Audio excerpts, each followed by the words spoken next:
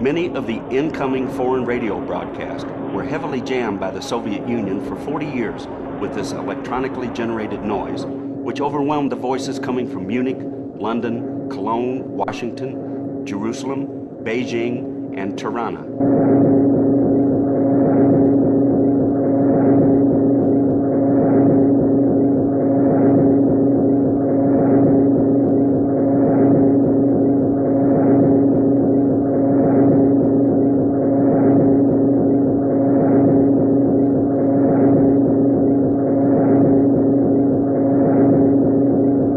We all know what industrial interference is. A truck with a faulty ignition system passes by, causes a car radio to buzz. Radio and television reception may be badly affected by various home electrical appliances or cellular phones. Unwanted signals radiated by high voltage lines, trams, trolleys, electric trains, and even low-flying planes are traveling even greater distances. Fortunately, these problems last only a few minutes. In civilized countries, interference sources are quickly detected and eliminated by telecommunication control bodies. Many of us could hardly imagine that radio noise could persecute millions of radio listeners every day, decade after decade. This film is about intentionally produced radio noise which had its source spread from Havana to Moscow, from Tehran to Beijing. This is jamming, a censorship of radio broadcasting. A couple of countries have extensively used radio wave bearers in the 20th century. Special networks of jamming stations have been erected. Their purpose was to block out radio broadcasts of politically unwanted content. There is a saying that in order to realize that one is stupid, there must be a clever person nearby. Everything comes with comparison. In order to understand that all official speeches were absurd, in order to check if you were still in your sober mind, in order to stay still a personality, it was absolutely necessary to listen to something different, to something worse. But sometimes to somebody, it might have seemed that the official speeches were not so absurd.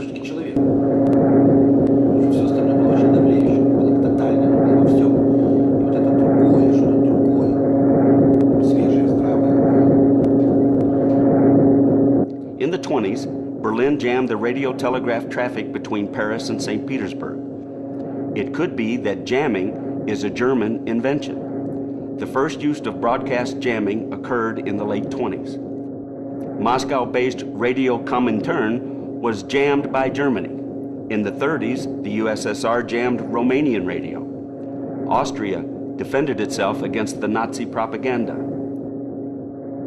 The massive jamming started in the Soviet Union in 1948 against the programs of the BBC and the Voice of America. Jamming operations in the Eastern European countries were expanded in 1951 when Radio Free Europe started transmissions, and in 1953 when Radio Liberation went on air in Munich. The Western point of view could be illustrated by this quote from an article by Jamie Frederick Metzel. The U.S. government maintained its strong distinction between civilian and military use of radio jamming technology. While jamming was appropriate on or around the battlefield, it was not appropriate outside the military arena, and any interference with these transmissions was a breach of international law in terms of both specific radio conventions and broader rights of free expression. The Soviets had quite a different understanding. To them, state sovereignty precluded such undesirable foreign transmissions, and jamming was a legitimate and often used countermeasure. The Soviet network of jamming stations was created and developed by decisions of the Central Committee of the Communist Party.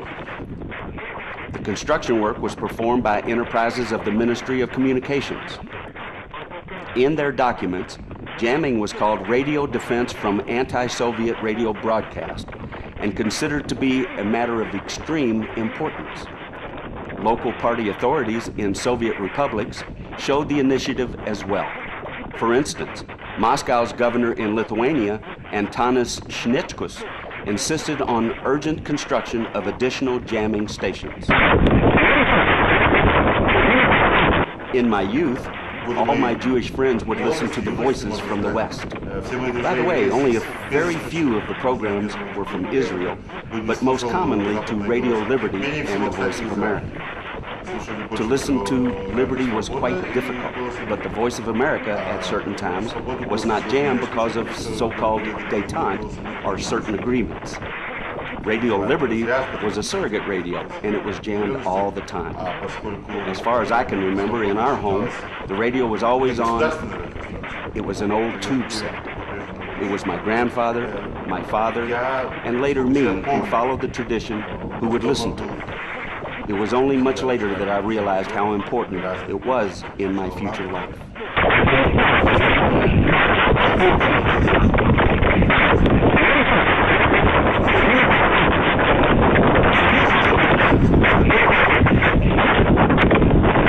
Vytautas Latukas, deceased, worked for 33 years as manager of object number 603 in Kaunas, Lithuania. He remembered that after World War II, the receiving post used for many years the AR-88 type American-made receivers for tracking of the jamming targets and the BC-610 type shortwave transmitters. Jammers, just like everything in the USSR, were short of spare parts. The object number 603 had a shortage of filaments for vacuum tubes, test equipment, and wires for the antennas. Some of the transmitters operated for 20 years with no major overhaul and were in danger of falling apart at any time. Stanley Leonvold, a veteran of Radio Free Europe and Radio Liberty, writes in his article, "The Soviet jamming system was administered by a secret department in the Ministry of Communications. Privately, the department was known as the Krestianinova Service, after Natalia Krestianinova, who organized and headed the department for more than 25 years. The service was responsible for about 5,000 people and more than 2,000 jamming transmitters."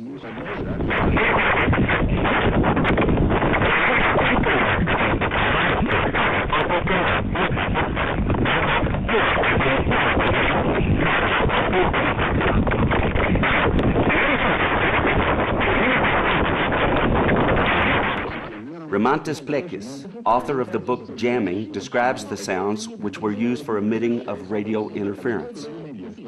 From 1951 until 1989, there were 4 types of jamming signals invented by the institutes in Moscow. The most aggressive electronic noise was used against Radio Liberty, Radio Free Europe, Radio Tirana, and the Voice of Israel. This sound was produced by generators of jamming effect.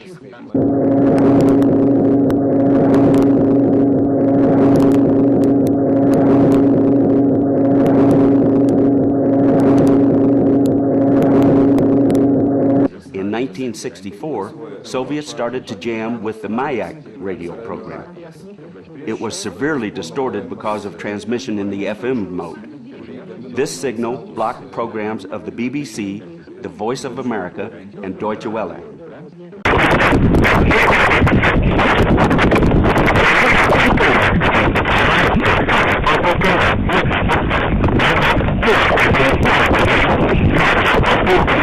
Since 1976, all jamming sounds have been replaced by the speech-resembling signal. It was composed of short segments of the Radio Moscow's announcers and sounded like a buzz of crowd and was psychologically annoying. Сегодня в вместо советских прованских являются американские сооружения, забывшие больше. Буквально в 3 раза больше, чем в смысле Путина, что предприняли ставку приблизительно защиту закона состоялся государствляют, выступили на штатах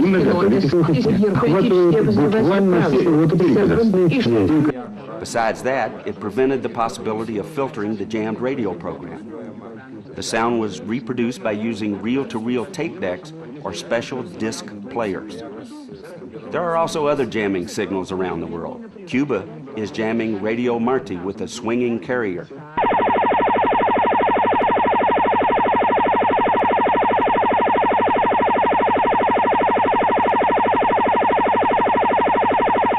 China jams with national music.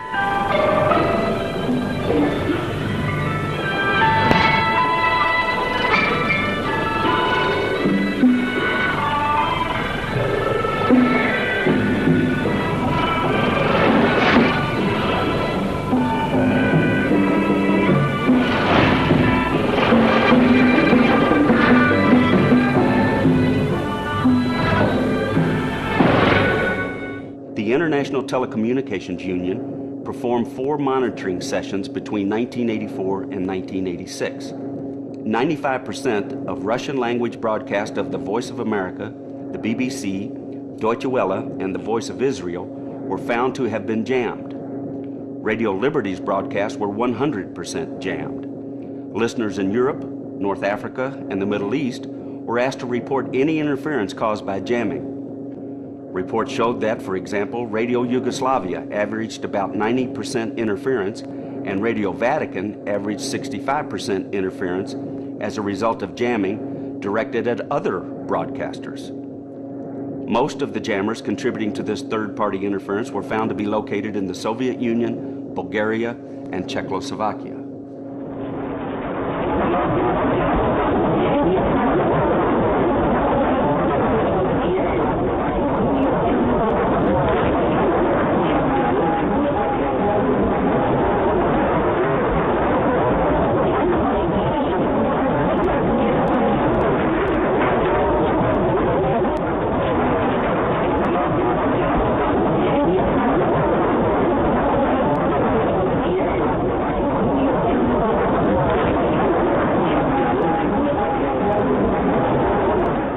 From 1954 to 1960, an especially wild method of jamming was used in the Soviet Union. In big cities during the night break, the medium wave broadcasting transmitters were tuned to the intermediate frequency of receivers. This result was a total blockage of all radios on all bands near the jamming station, including the Soviet programs.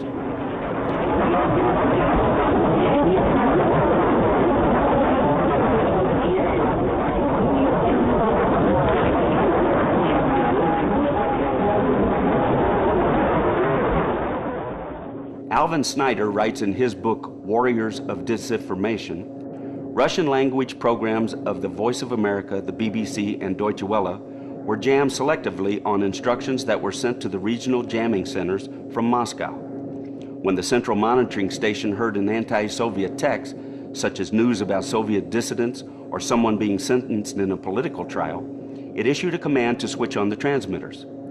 Selective jamming was complicated and inefficient, therefore it was ended in 1963.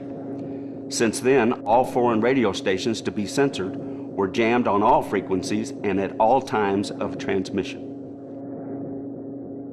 For 40 years, Erich Wissner was a manager of the Lampertheim radio station in West Germany, which transmitted programs of Radio Free Europe and Radio Liberty.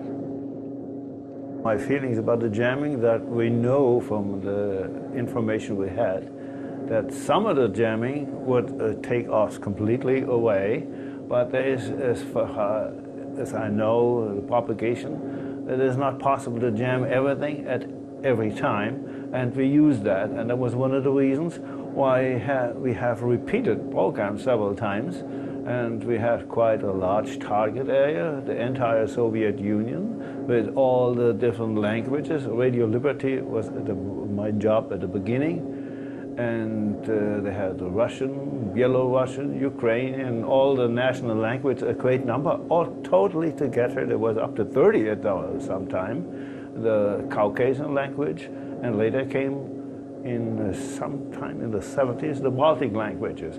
But there is definitely a time in the morning where interested listeners could find a time of 10 to 15 minutes where jamming was low or not noticeable. I would not say not noticeable at all, but our signal was readable and the jamming was down to a level where it didn't affect our transmissions too much. Of course, we didn't have the precise number of jammers, not counting the hundreds or thousands of local jammers, which were in the low power area between 5 kilowatts and 500 watts.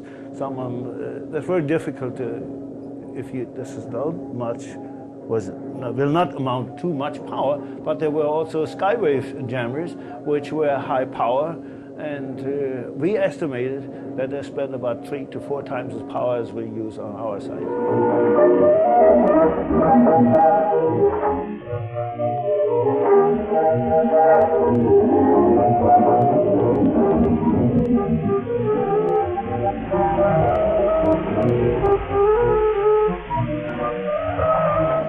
A unique story was the Polish service of Radio Free Europe. From 1951 to 1956, several hundred low-power jamming transmitters operated within Poland. This network was superimposed by the Soviet long-range jammers. The Soviet bloc countries cooperated in the field of cross-border radio censorship. The typical jamming pattern was that of extensive coverage of a country with interference from long-range jammers in the Soviet Union and other socialist countries, plus reinforcement in big cities by local jammers.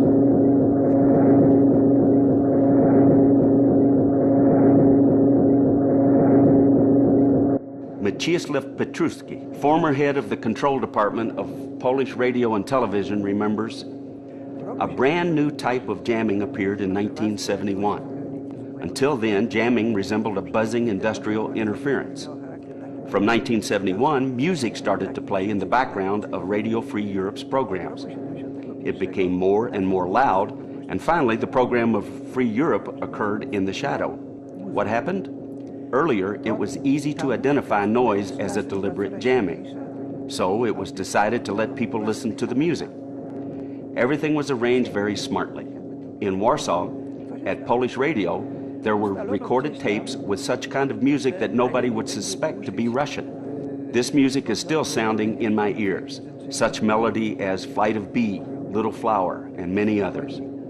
This music was transmitted by cable from Warsaw to transmitters in the Soviet Union. At the beginning, these Soviet jamming services were provided for free, or maybe it was a barter, but later Poland was demanded to pay.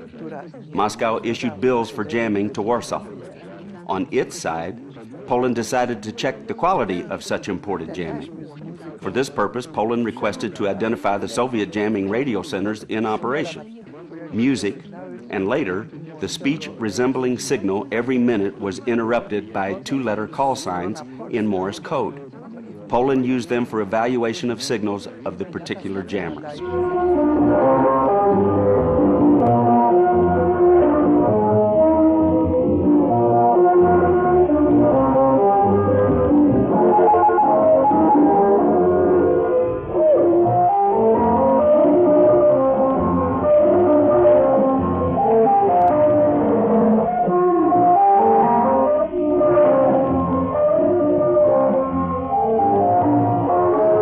In exchange, Poland, as well as Bulgaria and Czechoslovakia, transmitted jamming noise towards the Soviet Union. The efficiency of the cross-border jamming was monitored at the receiving center near Stanislavov, 40 kilometers east of Warsaw. REF's Polish language programs were blocked by 8 high-power shortwave radio centers near Moscow, Leningrad, Kiev, Kuybyshev, Sverdlovsk, and elsewhere. Poland paid back with barter jamming of the broadcast beamed at the USSR. There are 2 or 3 such export jamming sites in Poland. From June of 1963 to August of 1968, and from September of 1973 to August of 1980, when the political climate in Europe became warmer, the Soviet Union would stop jamming government stations of London, Cologne, and Washington. The jamming would return with a powerful howl after the Czechoslovakian and Polish crises. For the purpose of propaganda, Moscow temporarily stopped the jamming of the BBC, the Voice of America, and Deutsche Welle between the visit of Nikita Khrushchev to Britain and the Hungarian crisis in 1956, during Khrushchev's visit to the U.S. in 1959, and once more in early 1960. After the U-2 incident, jamming was resumed.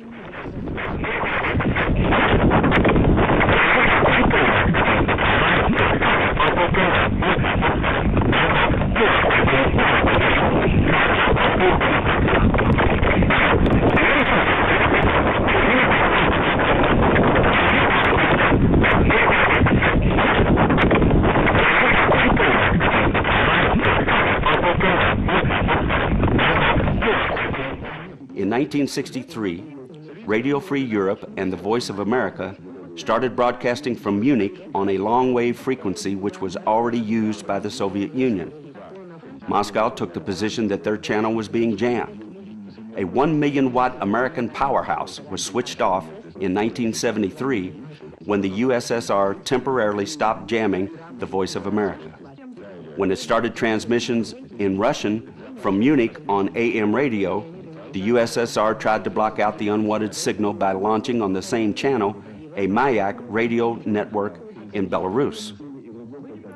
Jamming has been a subject of debate in the United Nations and other international forums since 1950, when the Soviet ambassador to the UN, Andrei Vyshinsky, justified jamming BBC broadcasts by saying that they were filled with lies and that they had to be jammed because the Soviet people might become so upset that relations between the USSR and the UK would suffer.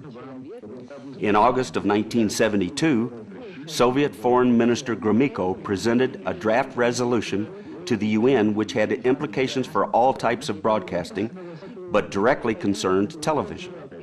It proposed making direct satellite broadcast illegal without the consent of the receiving country.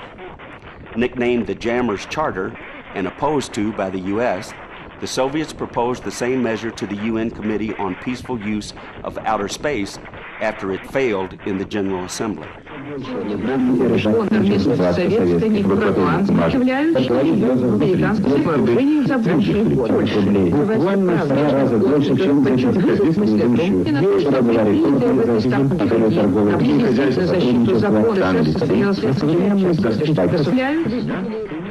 The radio war in the 80s reached unprecedented heights. Radio Liberty had as many as 20 frequencies in use for the Russian language service. There were plans to increase the number of the simultaneous channels up to 40.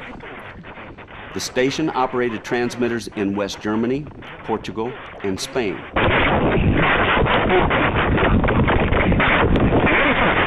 The Voice of America transmitted to the Soviet Union from Germany, Greece, the UK, and Morocco. The U.S. built a new high-power station in Maxaqueta, Portugal. There were plans to erect new relay bases in Israel, Sri Lanka, and Turkey. In its turn, the USSR planned to construct the new long-haul jamming centers in Syria and Vietnam. For over 30 years, the Western countries and the USSR held an ongoing debate about radio jamming.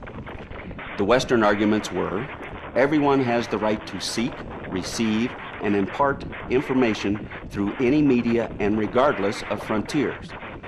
Jamming of radio broadcast is condemned as a denial of the right of all persons to be fully informed concerning news, opinions, and ideas. The answer from Moscow was that the sovereignty of the USSR in the field of radio broadcasting secures for the USSR the possibility and rights to sever a radio aggression directed against her by air. The USSR entirely jammed programs of 7 foreign broadcasters: Radio Free Europe, Radio Liberty, the Voice of America, the BBC, the Voice of Israel, Radio Tirana from Albania, Radio Beijing, and Radio of South Korea. Czechoslovakia, Bulgaria, Poland, and East Germany were also actively jamming Western radio programs. In the 50s and 60s, the jamming activities were noticed in Romania, Hungary, and Yugoslavia as well. The effectiveness of jamming ranged from minor annoyance to total blockage.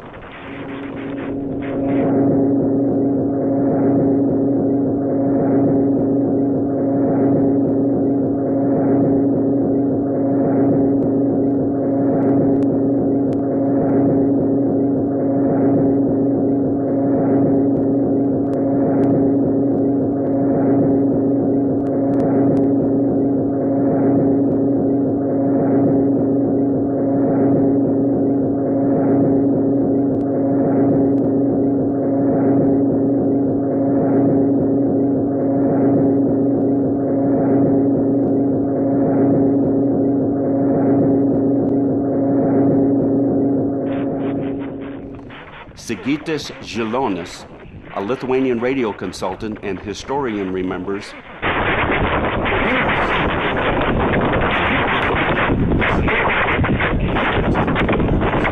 in 81 big cities of the USSR were low-power so-called ground wave jammers with about 15 transmitters per station. Their power usually was 5 kilowatts, the effective range up to 30 kilometers. For coverage of the large rural territory laying between towns and not reached by the local jammers, there were 13 high-power skywave jamming centers with 10 or more transmitters in each site.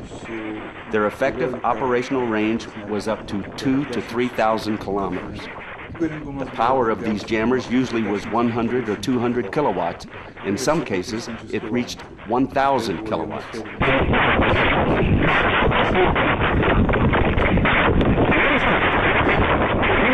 In the small Baltic countries, Lithuania, Latvia, and Estonia, there were 11 jamming stations in all major cities, totaling about 140 transmitters.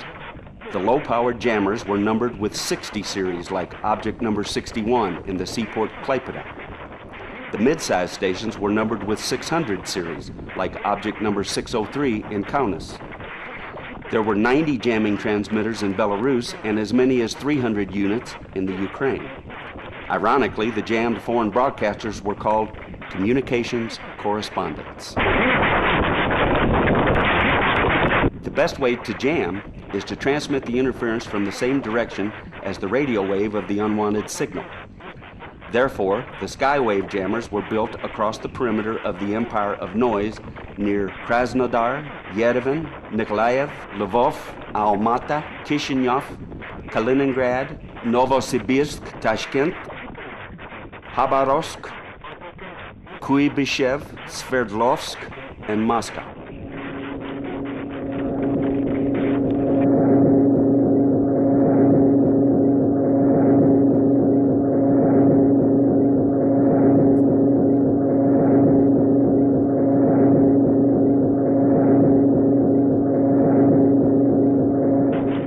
The skywave jammers had the rhombic or the vertical curtain array type antennas beamed at many regions of the large country. The local jammers were equipped with the multi-wire omnidirectional dipoles. What did the radio censorship cost the Soviets and other nations supervised by the Empire of Noise? Some experts estimate that $3 to $5 million were spent by the whole Soviet bloc annually. Direction-finding data indicating the locations and call signs of the Soviet and East European jamming stations is shown on the map. The cost of jamming a specific territory was several times higher than it was to broadcast a radio program to the same target area. In contrast to Russia, the Czech Republic has disclosed archived documents on jamming. At least 20 million crowns were spent annually on radio defense. This country, as well as Bulgaria and the USSR, were the most severe jammers in the bloc of Warsaw Pact nations. A huge AM jamming network of 300 transmitters operated in East Germany. The system was targeted against the programs of RIAS, Radio in the American Sector of West Berlin. GDR jammed RIAS from 1952 to 1978. The only long jamming war in the West was during the Cyprus crisis in the late 50s, when Athens jammed London's broadcast and London jammed Athens' broadcast. Another application of jamming by the free world occurred during the Rhodesian crisis of 1965-66. France jammed the French language program from Nazi Germany. Madrid jammed the Soviet foreign broadcast in Spanish in the 40s. Pinochet's Chile jammed programs of Radio Moscow. There were reports about jamming in Egypt, Israel, Turkey, Italy, and Japan. The Soviet jamming network exceeded all the others.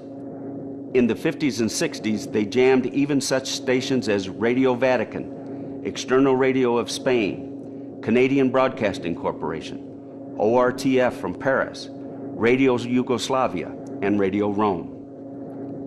Vladimir Zurin is a chief engineer of an AM radio station in Vilnius. In the Soviet times, this transmitting center was occasionally used for jamming at certain hours when the local jammer, object number 600, was not able to cover all frequencies of the Western broadcasters.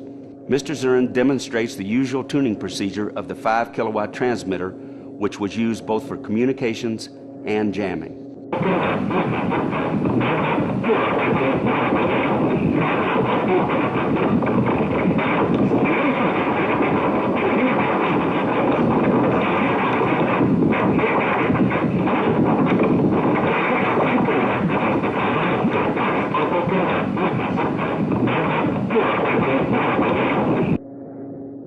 Those who used to monitor the dial and were patient enough could often find holes in the jamming wall.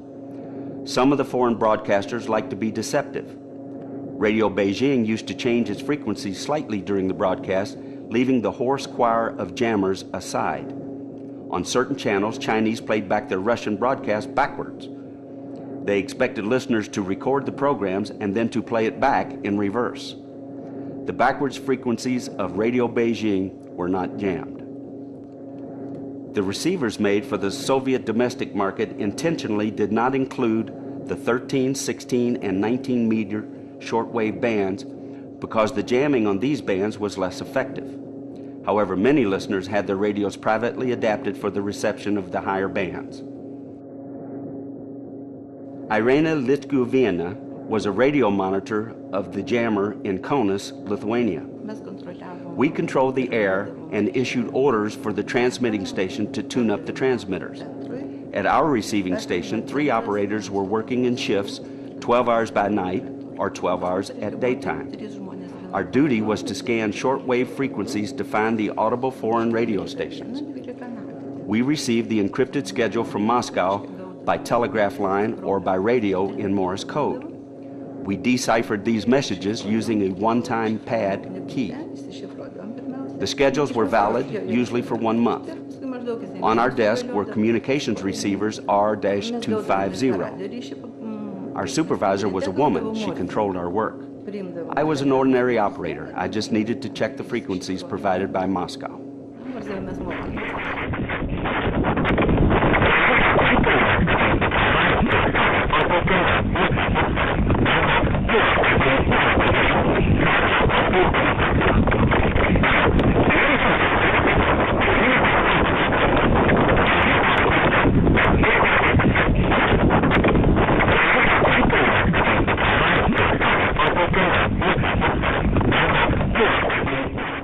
Every jammer consisted of 2 parts, transmitting and receiving. The transmitting part was officially called a radio communications station, or object number 603.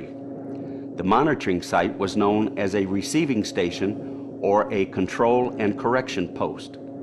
There were a couple of direct telephone lines between the listening post and the transmitting station. The jamming signal was fed to the transmitters by the dedicated telephone lines. The control and correction post were installed about 5 kilometers from the city jammers. Usually there were 2 working positions equipped with professional communications receivers. The jamming targets were also traced by the central monitoring station of the 2nd Radio Directorate of the Ministry of Communications in Moscow. Generators of Interference was the title of an article that appeared in Posev, the Russian immigrant magazine. The anonymous author worked at a Soviet jamming station and had defected to the West. Quote, "Among new personnel is an incredible turnover. Those include young fellows just out of the Army, many of them having served in signals. They think that it will be work connected with technology, but they see that it is repulsive, to which they have no heart for. Only the women stay behind. The whole monitoring depends on them. They listen to the broadcast with headphones. There is a direct link with the transmitting site. The operator calls to the transmitter hall. Get a transmitter number 5 ready on 7220 from 1700. The transmitter guys tune the units. The women of the receiving station switch them on and off by remote control.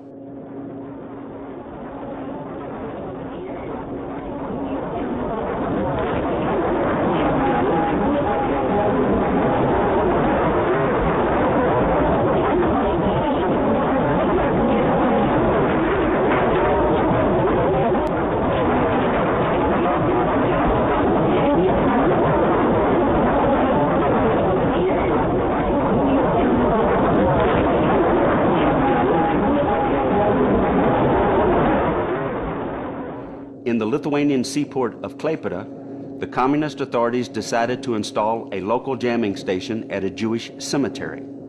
In the second largest city in Lithuania, Kaunas, jamming object number 603 was based in the old citadel. When the Empire of Noise collapsed, many low-powered jammers were dismantled. In Šiauliai, the premises of the jammer was converted into a cafe. In the capital, Vilnius, the building of object number 600 was converted into the headquarters of the Telecommunications Regulatory Authority. In Soviet times, there were many buildings such as funeral houses and sports palaces built in place of the old monuments.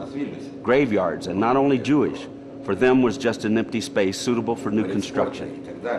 I also grew in the family among radio receivers. I would not clearly understand what was going on, but some bits of information would stick into my memory. When I started listening consciously, the days spent without radio would seem not full, as if lacking something. When working as a taxi driver, I would return home at 2 or 3 o'clock in the morning. This was the most suitable time for listening, as jamming sometimes was less intensive. To catch Radio Liberty was a great joy. It was the most difficult to hear. Deutsche Welle, the BBC, and the Voice of America were not jammed so carefully.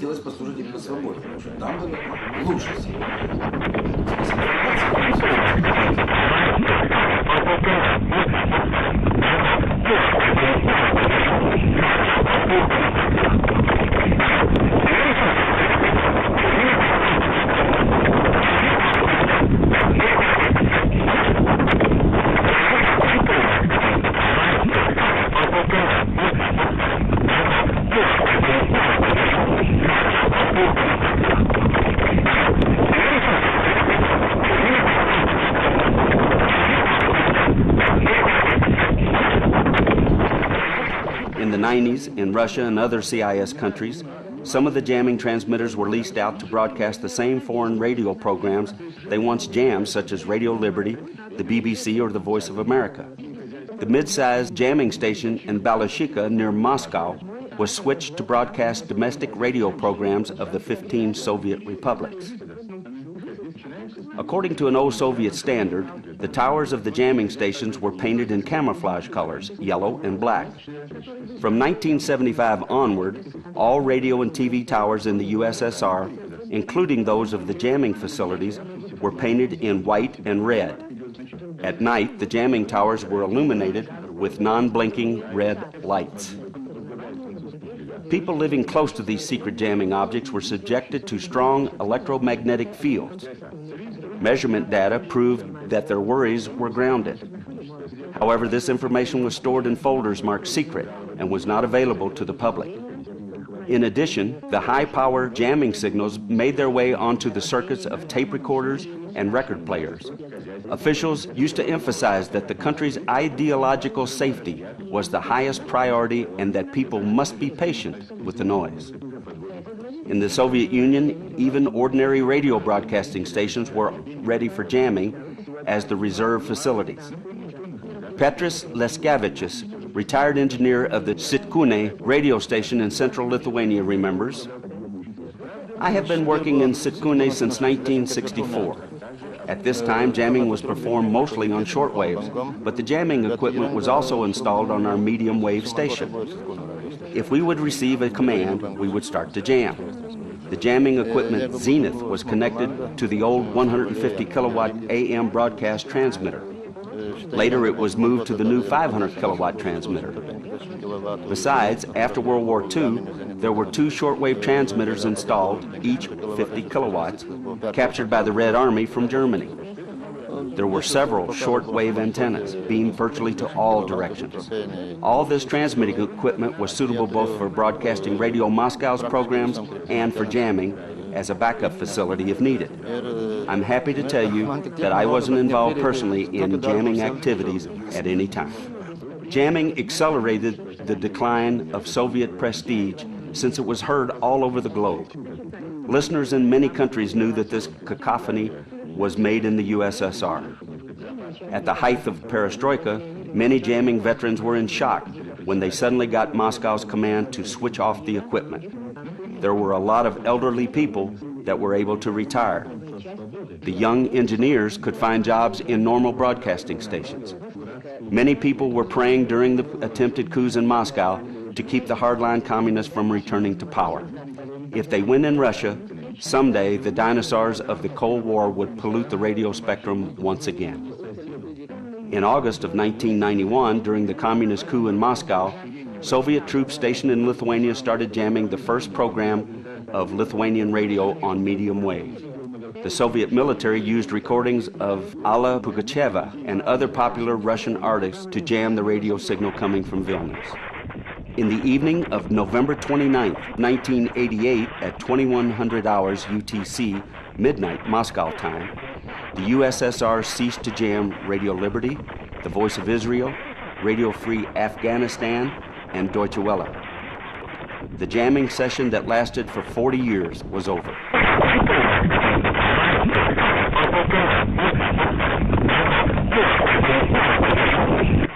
Anatoly Batyushkin, one of the former administrators of the Soviet jamming system, wrote in 1997, "All employees who have had a direct relationship with this work are now retired pensioners.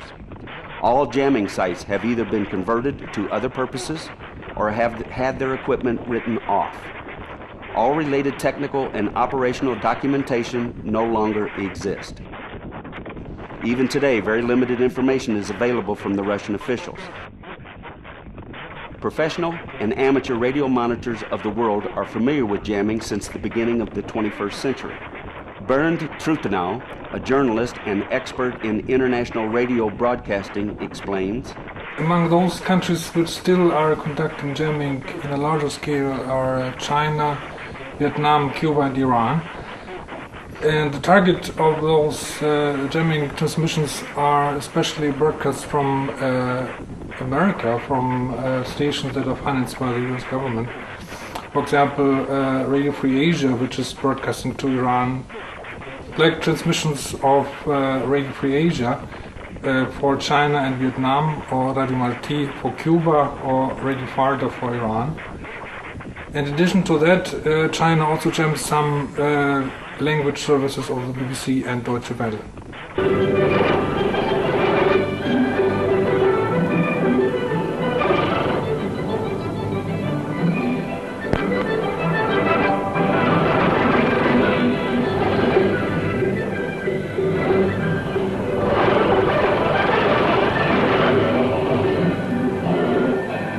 Wobbler jammer is a kind of jamming system which is used especially in Cuba, Iran, and Middle East. It means that a kind of noise, actually it's a swinging carrier, is transmitted on the frequency of the foreign station.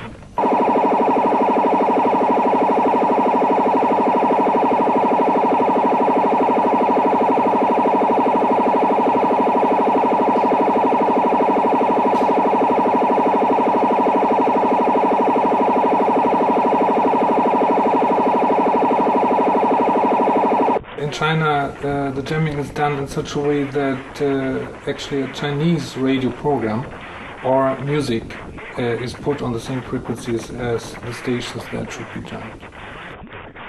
The listeners of Radio Free Asia can find on the website of this station instructions on how to make an anti-jamming.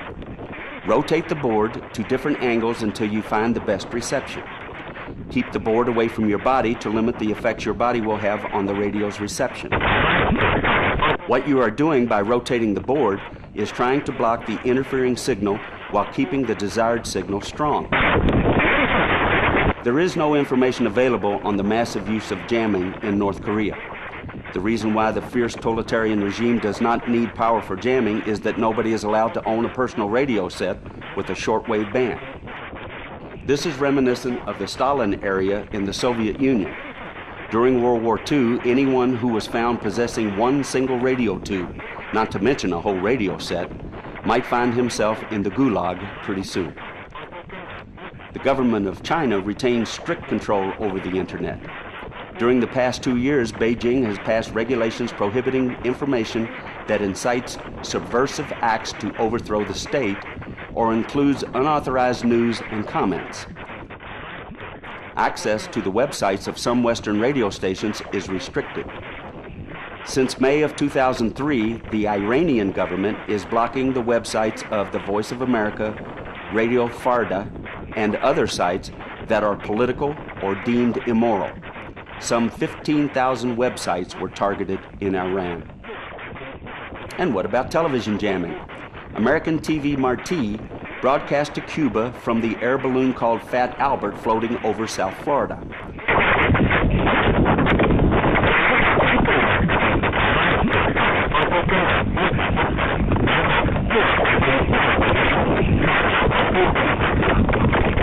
To extend the interference range, Castro's engineers equipped several Soviet-made helicopters with jamming transmitters. In 2003, the Cuban government denied that it is jamming an American satellite TV broadcast to Iran. The interference was discovered when the Voice of America launched a Persian language program beamed to Iran. A California-based private Iranian television station has also had its signal jammed.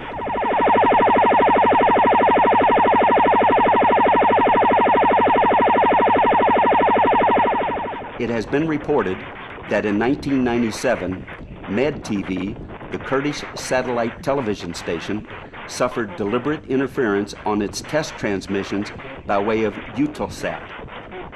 The jamming destroyed MedTV's program with a noisy, dark screen. The World Tibet Network News reported in 1997, quote, "The Chinese authorities have stepped up the jamming of foreign radio broadcasts in Tibet following the allocation of increased resources by Beijing in an attempt to prevent infiltration of the airways by foreign hostile forces."